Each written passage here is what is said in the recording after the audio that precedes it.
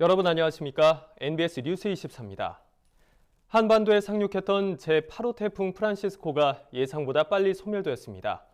덕분에 태풍 프란시스코로 인한 농업 피해가 거의 없어 농민들이 한숨을 돌렸습니다. 네, 하지만 제9호 태풍 렛기마와 제10호 태풍 크로사가 북상 중이라 아직까지 안심하기엔 이릅니다.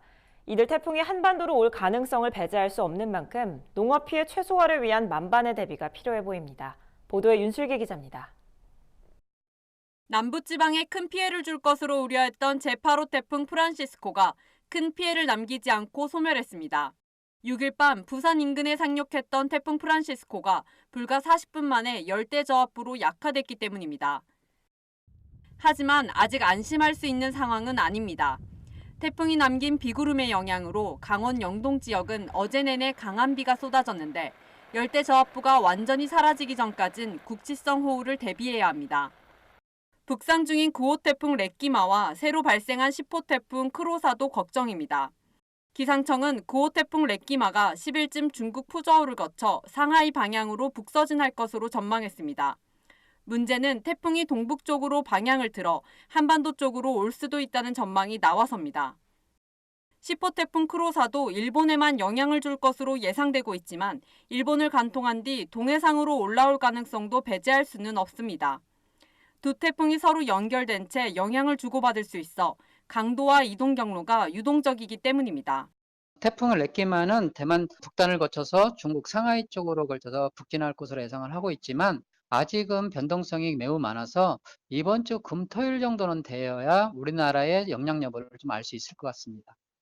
농촌진흥청은 이런 때일수록 태풍을 대비한 농작물 관리에 만전을 기해야 한다고 당부합니다. 앞서 내린 집중호우와 태풍의 영향으로 이미 지반이 약해진 터라 더 큰 피해를 입을 수 있어서입니다. 장마 기간에 비가 많이 왔고 태풍이 지나가면서 그에 또 비가 많이 왔습니다. 그래서 지반이 악화되어 있고 농경지가 피해를 입을 수 있는 환경이 큽니다. 그래서 앞으로 또 태풍이 예보가 되어 있는데요. 수시로 태풍 정보를 잘 확인해 주시고 농작물 관리에 철저히 준비해 주시면 되겠습니다. 농진청은 우선 논밭에 물이 잘 빠질 수 있도록 물길의 잡초를 미리 뽑아놓을 것을 당부합니다. 또 논두렁과 밭두렁 등은 단단히 흙을 다지거나 비닐 등으로 덮어둬야 합니다. 또 강풍에 작물이 쓰러지지 않도록 지주가 튼튼한지 점검하고 작물을 단단하게 고정해 두는 것이 좋습니다. 병해충 발생을 막기 위해 미리 방지하고 태풍 피해가 심할 경우를 대비해 대파 작물을 계획하는 것도 방법입니다. 농작물뿐만 아니라 축사 등 시설물도 철저히 살펴야 합니다. 축사 주변 배수로를 정비해 축사 안으로 빗물이 들어오지 않도록 조치하고 대규모 가축 사육 시설은 정전에 대비해 비상용 자가발전 시설을 미리 마련해둬야 합니다. 이 밖에 지반이 약한 곳에 시설하우스가 설치된 경우라면 비닐에 찢어진 틈이나 파손된 부위로 강한 바람이 들어와 시설하우스가 날아가는 피해가 발생할 수도 있습니다. 따라서 출입문이나 천장 등의 여다지에 바람이 새어들지 않도록 밀폐하고 비닐이 찢어진 곳은 비닐 접착용 테이프로 즉시 보수해야 합니다. 태풍 피해 농가는 10일 안에 읍면사무소에 피해 상황을 신고해야만 농약이나 종자 등의 피해 지원을 받을 수 있습니다. MBS 뉴스 윤슬기입니다. 한국과 중앙아메리카 5개국 간의 자유무역협정 FTA를 위한 국내 절차가 마무리됐습니다. 이르면 10월부터 한중미 FTA가 발효될 예정인데 중장기적으로 천연꿀의 피해가 클 것으로 전망되고 있습니다. 이번 한중미 FTA에 대해 강창호 기자가 자세히 짚어드립니다. 중앙아메리카 5개국 간의 자유무역협정 FTA 비준 동의안이 최근 국회 본회의에서 의결됐습니다. 코스타리카와 엘살바도르, 니카라과와 온두라스, 파나마 등 중미 5개국과의 FTA 발효를 위한 국내 절차가 마무리된 겁니다. 우리나라가 국회 의결 사실을 상대 국가에 통보하면 한중미 FTA 발효 조항에 따라 두 번째 달 1일에 FTA가 발효됩니다. 이에 따라 우리나라에 앞서 지난해 자국 내 절차를 완료한 코스타리카, 엘살바도르, 니카라과와는 10월 1일 각각 FTA가 발효될 예정입니다. 아직 자국 내 절차를 완료하지 못한 온두라스와 파나마와도 빠른 시일 내 발효될 가능성이 높습니다. 우리나라의 16번째 FTA인 한중미 FTA는 농산물 시장 개방이 중간 수준에서 이뤄졌습니다. 우선 우리나라의 민간 품목인 쌀, 고추, 마늘, 양파는 시장 개방 대상에서 빠졌습니다. 대신 중미의 관심 품목인 커피는 관세가 즉시 철폐되고 바나나와 파인애플, 망고, 파인애플 주스는 비교적 단기간인 5에서 10년 새 관세가 철폐됩니다. 또 쇠고기는 19년, 돼지고기는 10에서 16년에 걸쳐 관세가 사라질 예정이라 국내 축산 농가들의 중장기적인 위협 요소입니다. 한중미 FTA로 가장 피해가 클 것으로 추정되는 품목은 천년꿀입니다. 243%의 관세가 16년에 걸쳐 철폐되지만 결국은 사라지기 때문입니다. 천년꿀 관세 철폐는 베트남에 이어 두 번째로 국내 양봉 농가들에게 큰 타격을 줄 것으로 전망됩니다. 실제로 최근 5년간 천년꿀 수입량은 2013년 689톤에서 지난해 992톤으로 연평균 7.6% 늘었습니다. 앞서 FTA를 통해 천년꿀 관세 철폐가 진행 중인 베트남산 천년꿀의 수입 증가세도 지속되고 있습니다. 다만 관세 철폐는 엘살바도르와 니카라과산 천년꿀만 해당되고 코스타리카와 온두라스, 파나마산 천년꿀은 현재 관세 243%가 유지될 예정입니다. 한중미 FTA를 체결할 때 국가마다 협정문을 조금씩 달리해 체결 시 국내 취약 산업에 대한 피해를 최소화시키고자 했기 때문입니다. 협상할 때 가장 우리나라한테 이제 뭐 민감한 것들 있잖아요. 쌀은 이제 항상 저희 절대 안 되는 거고 고추 마늘 같은 경우도 그렇고요. 이런 것들은 다 이제 우리가 개방을 안 하기로 다 한 거고요. 혹시나 피해가 있으면은 보완을 해줄 그런 계획은 가지고 있습니다. 한편 한중미 FTA는 2015년 6월 협상이 시작됐습니다. 이후 정부는 모두 9차례의 협상을 거쳐 2016년 11월 16일 타결했고 2018년 2월 21일 협정문에 서명했습니다. MBS 뉴스 강창호입니다. 평화로운 농촌 마을에 유해시설이 들어서면서 마을 주민들이 큰 피해를 입고 있다는 소식, 저희 뉴스에서도 기획 보도를 통해 여러 번 전해드렸는데요. 최근 경북 울진의 한 마을에서는 80년대 말에 폐광한 한 광산이 다시 채굴 작업을 재개한다고 해서 큰 논란이 일고 있습니다. 광산에서 배출되는 찌꺼기들이 마을 하천으로 흘러들어가 주민들의 식수는 물론 농업용수를 오염시킬 위험이 크기 때문입니다. 어떻게 된 일인지 김민경 기자가 보도합니다. 이곳은 경북 울진군 금강송면에서도 오지로 꼽히는 전내마을. 20가구가 채 안 되는 주민들이 모여 사는 마을인데요. 이곳에는 큰 골칫거리가 하나 있습니다. 여기가 옛날에 한 30-40년 전에 강업을 하고 이제 그 강업주가 폐업을 하면서 찌꺼기를 그냥 버려놓고 갔는데 강해공단에서 여기다 이제 끌어 모아서 이제 지금 묻어놓은 그런 찌꺼기 저장소입니다. 이곳은 지난 1960년대부터 텅스텐과 금, 은 같은 광물을 채굴해 오다 1980년대 말에 폐광한 곳인데 30년이 지난 지금까지도 각종 폐기물이 그대로 방치된 상태. 더구나 이곳에서 나오는 광물 찌꺼기로 인해 마을 하천이 오염되면서 주민들이 큰 고통을 받아왔습니다. 산에서 내려오는 물인데 바로 광산 앞으로 이제 옆으로 흐르는 물이 광산에 나오는 진수수랑 합쳐져 갖고 이제 마을로 이제 내려가는 거죠. 그러니까 이제 오염물이 계속 마을로 지금 유입되고 있는 겁니다. 지금 현재도. 광산에서 나온 물이 바로 마을의 식수와 농업용수로 쓰이는 굴포천으로 흘러들어간 겁니다. 실제로 1990년대 조사 결과 광산 주변 하천 400m 지점까지 오염된 것으로 나타났고 특히 인체에 해로운 비소의 농도가 기준치의 10배나 초과됐던 것으로 밝혀졌습니다. 당장은 뭐 사람이 죽지는 않겠지만은 농작물이라든가 사람 몸이 이제 축적이 되면은 그게 상당히 위험한 그런 물질이라서 상당히 위험하죠. 당시에는 한국광해관리공단이 나서서 방제 작업을 펼쳐 오염도를 낮췄는데 최근 더 큰 문제가 발생했습니다. 얼마 전 한 업체가 텅스텐 채굴을 위해 인허가를 받고 채굴 작업을 앞두고 있다는 겁니다. 여기가 이제 30년 전에 강산을 하던 지역입니다. 굴도 그대로 남아 있고요. 그래서 이제 이런 부분을 이제 다시 또 그 강산을 한다고 허가를 낸 거죠. 그때는 생태계가 아주 살아남지를 못하지. 독곡물을 유입하니까. 근데 지금은 개발을 안 하고 광해공단에서 그게 방지 대책을 다 했는데 지금 다시 또 광산을 개발하겠다 이러니까 주민들이 박하기는 아니에요.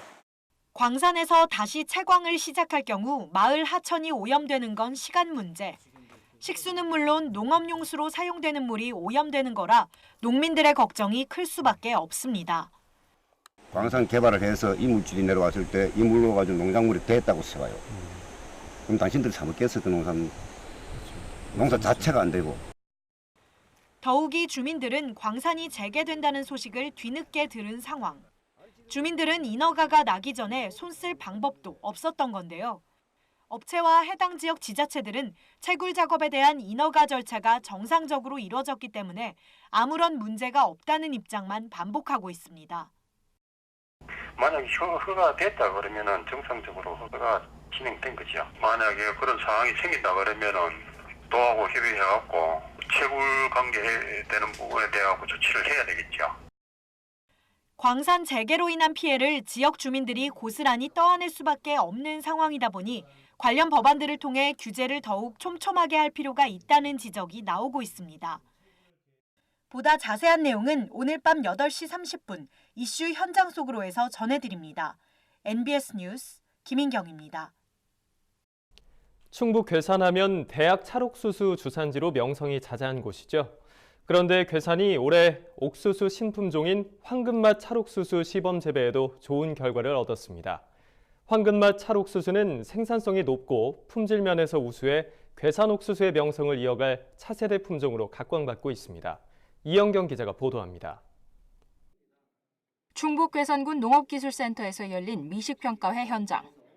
서울 광진구 부녀회원 30여 명이 참석한 이 자리는 괴산군이 올해 시장에 첫 출시한 황금맛 찰옥수수의 시장 가능성을 확인하기 위해 마련됐습니다. 참석자들 모두 기존의 옥수수와 황금맛 찰옥수수를 직접 맛보고 그 차이를 평가했습니다. 노란색이라 보기도 좋고 더 쫀득쫀득하고 단맛도 있어서 다른 옥수수들보다 더 맛있었던 것 같습니다. 아주 맛있었어요. 농촌진흥청이 개발한 황금맛 찰옥수수는 옥수수 색이 황금색을 나타내는 최초의 품종으로 그동안 맛과 기능성이 탁월하다는 평가를 받았습니다. 특히 황금맛 찰옥수수에는 눈 건강에 도움을 주는 카로티노이드 성분이 일반 옥수수보다 6배나 많이 함유되어 있는 것으로 알려졌습니다. 이번에 개발한 우리 황금맛 찰옥수수는 기존에 있던 흰색의 찰옥수수와 다르게 노란색을 띈다는 게 특징이고, 특히 이 황금맛 찰옥수수에는 베타카로틴이라고 하는 기능성 물질이 있어서 눈에 좋다든가 피부 건강에 좋고 항산화 또는 면역력 증강에 좋은 물질들이 있습니다. 맛과 영양이 우수한 황금맛 찰옥수수는 생산성과 재배 안정성 역시 우수해 재배 농가들의 선호도 역시 높은 편입니다. 괴산군은 일찌감치 황금맛 찰옥수수의 시장성을 알아보고 해당 품종을 육성하기 위해 2017년 농촌진흥청과 공동연구 협약을 맺었습니다. 기존의 대학 찰옥수수가 전국으로 퍼져나가 지역 특산물로서의 변별력을 잃게 되면서 황금맛 찰옥수수를 차세대 옥수수로 키우기 시작한 겁니다. 그 결과 올해 괴산군에서 생산된 황금맛 찰옥수수는 총 6,000상자. 지역 내 8개 농가 8헥타르의 면적에서 재배한 것으로 20개들이 1kg 상자가 12,000원에 출하됐습니다. 소비자분들이 맛을 볼 수 있는 거는 내년부터 볼 수 있고, 거기에 따라서 종자에 대한 보급까지도 우리가 내년부터 실시를 할 예정입니다. 괴산군은 앞으로 지역 농가들의 재배 기술을 알리고 종자를 보급해 3년 후에는 대학 찰옥수수를 대체하는 주력 품종으로 집중 보급하겠다는 계획을 밝혔습니다. NBS 뉴스 이현경입니다. 다음은 지역 뉴스입니다. 강원도가 올해 상반기 구제역 혈청 예찰 분석 결과 전국 1위의 백신 항체 양성률을 달성했다고 밝혔습니다. 구제역 발생에 따른 소, 돼지 긴급 백신 접종 이행 여부 등을 모니터링한 결과 도내 농가들이 소 99.6%, 돼지 90.7%라는 양성률을 기록한 겁니다. 앞서 도는 매월 항체 양성률을 분석해 이행률이 미흡한 시군과 농장을 중점 관리해왔으며 농가의 백신 접종 시술비와 스트레스 완화제도 지원한 바 있습니다. 경상북도가 최근 경북 농촌체험관광 SNS 기자단 발대식을 갖고 공개 모집을 통해 최종 선발된 15명의 SNS 기자들에게 위촉장을 수여했습니다. SNS 기자단은 오는 11월까지 경북의 아름다운 자연 경관과 전통 문화 등을 취재해 농촌 관광 콘텐츠를 제작하는 일을 맡게 됩니다. 또한 과일 수확 시기에 맞춰 계획 중인 팸투어에도 함께 참여해 외국인 관광객 유치에 적극적으로 동참할 예정입니다. 충청남도가 우수농산물로 인증받은 GAP 인삼을 녹색 상자에 담아 도매시장에 유통하는 시범 사업을 추진합니다. 하반기에 추진될 예정인 이번 사업은 농가에서 채굴한 우수농산물 인증 GAP 인삼을 녹색 상자에 담아 유통 시 쉽게 구분할 수 있도록 하는 사업입니다. 도는 원활한 사업 추진을 위해 인삼 채굴 전 안전성 검사 비용과 출하 녹색 포장 상자, 그리고 생산실명제 스티커 등을 지원하기로 했습니다. 제주도 농업기술원이 오는 8월 19일부터 21일까지 사흘간 누룩으로 빚어요 자연 발효빵 만들기 교육과정에 참여할 교육생 20명을 모집한다고 밝혔습니다.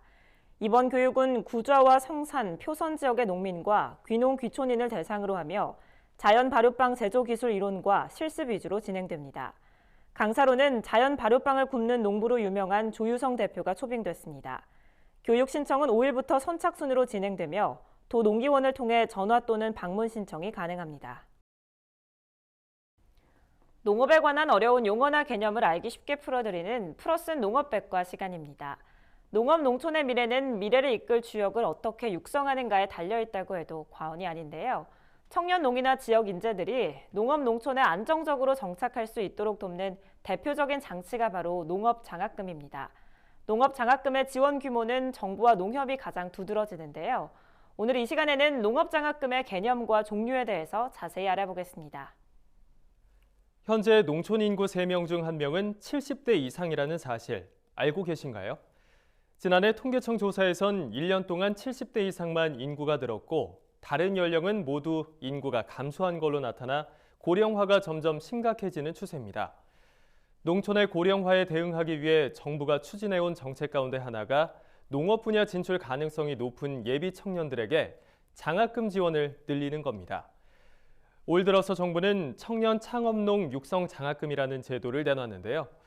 올해 2학기부터 농림축산식품부는 500명 안팎의 학생을 선발해 22억 5천만 원을 지원하기로 했습니다. 자신의 전공을 살려 취업하는 농업계 대학생들에게 큰 힘이 되는 소식인데요. 지원 대상은 농업계 대학 농식품계열학과 3학년 재학생 이상입니다. 장학금을 받으면 등록금 전액은 물론 학업 장려금으로 200만 원까지 지원받아서 농업 분야로의 진출을 꿈꾸는 학생들은 학업에 집중을 할 수가 있습니다. 장학금을 지원받은 학생은 졸업 후에 농업 분야로 취업하거나 창업을 해서 일정 기간 농업계에 종사해야 한다는 사실 꼭 기억하시면 좋겠습니다. 이 같은 농업 장학금 지원에는 농협도 앞장서고 있습니다. 농협재단은 지난 2002년부터 지금까지 무려 18년째 인재육성 장학생 제도를 시행하고 있는데요. 지금까지 농민들과 그 자녀 17,000여 명이 397억 원이 넘는 장학금을 지원받아 자신의 꿈과 재능을 펼치고 있습니다. 농협재단은 농민들과 그 자녀들이 지역과 나라의 발전을 위해 학업에 최선을 다하고 나아가서 지역 인재로 자리매김할 수 있도록 지원을 확대하고 있는 거죠. 농협재단은 또 2017년엔 미래 농촌정주 장학생 제도를 도입해서 농촌에 뿌리를 내리고 살기 원하는 농업계 고등학생들에게 연간 100만 원을 지원해주는 장학금을 마련했습니다. 이 밖에 전국 1,100곳이 넘는 지역 농협들도 조합원 자녀에게 장학금을 전달하는 한편 지자체에도 장학금을 기탁하며 농업 농촌 분야 미래 꿈나무들을 육성하고 있는데요. 지역 농협에서는 지역 인재 육성과 교육 발전을 위해 앞으로도 장학금 규모를 꾸준히 늘릴 것이라고 입을 모았습니다. 미래 농업의 경쟁력은 그만한 인재가 있어야 갖출 수 있는 거죠. 심지어 농촌 공동체 붕괴를 걱정할 만큼 고령화가 심각한 요즘 농협은 물론 국가 예산으로 마련된 장학금이 미래 창업농이나 농업 혁신을 꿈꾸는 청년들에게 단비가 돼주길 바라봅니다. 지금까지 풀어쓴 농업백과였습니다. 저희가 준비한 소식은 여기까지입니다. MBS 뉴스 24 마칩니다. 함께해 주신 여러분 고맙습니다.